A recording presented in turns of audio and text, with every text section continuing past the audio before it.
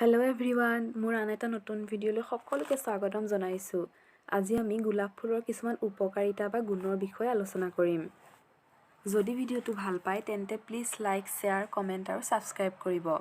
বলক তেন্তে ভিডিঅ'টো আৰম্ভ কৰো। আমি সকলোৱে গোলাপ ফুলক ফুলৰ ৰাণী বুলি কওঁ নহয়নে বাৰু? গোলাপ ফুলৰ নিজৰ আকৰ্ষণ তথা মনোমোহক সুগন্ধৰ বাবে সকলোৰে প্ৰিয়। বৈদিক যুগৰে পৰা গোলাপ ফুল ঔষধ আৰু সৌন্দৰ্য চৰ্চাৰ কাৰণে ব্যৱহাৰ কৰি অহা হৈছে। কিন্তু গোলাপ ফুলে স্বাস্থ্যগত দিশতো যথেষ্ট সহায় আগবঢ়াইছে।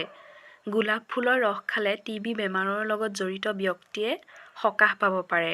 সেয়েহে আপোনালোকে গোলাপ ফুলৰ ৰস সেৱন কৰক আৰু এই বেমাৰৰ পৰা নিজকে ৰক্ষা কৰক।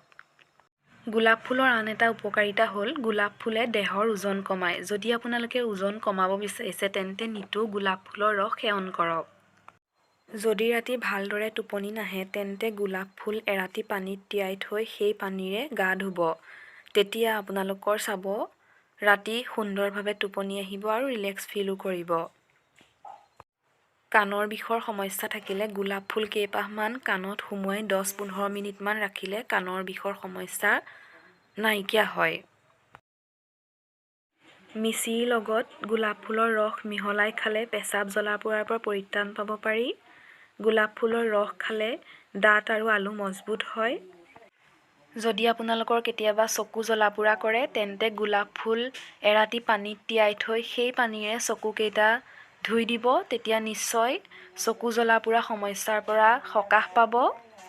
যিহেতু গোলাপ ফুলত ভিটামিন চি পোৱা যায় সেয়েহে আপোনালোকে গোলাপ ফুল আৰু চেনি মিক্স কৰি খালে হাড়ত শক্তি আহে, আমাৰ শৰীৰৰ বিভিন্ন অংগ-পতংগ মজবুত হয়। মূৰ ঘূৰণি আৰু কঁপনি বেমাৰৰ লগত জড়িত ব্যক্তিয়ে গোলাপ ফুলৰ চাটনি খালে এই সমস্যাসমূহৰ পৰা ৰক্ষা পাব পাৰে। 10 গ্ৰাম গোলাপ ফুল আৰু 2টা ইলাচি চুবাই খালে মূৰৰ বিষ নাইকিয়া হয়।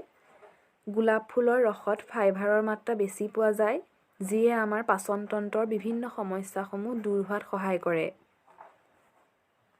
গোলাপ ফুল শুঙিলে মানসিক সমস্যা দূৰ হয়। ইয়াৰোপৰি গোলাপ ফুল চুবাই খালে মুখৰ গোন্ধ নাইকিয়া হয়। গতিকে এয়াই আছিল আজিৰ ভিডিঅ'টো। আশা কৰোঁ ভিডিঅ'টো চাই ভাল পালে। যদি ভাল পালে তেন্তে প্লিজ লাইক, শ্বেয়াৰ, কমেণ্ট আৰু ছাবস্ক্ৰাইব কৰি দিব।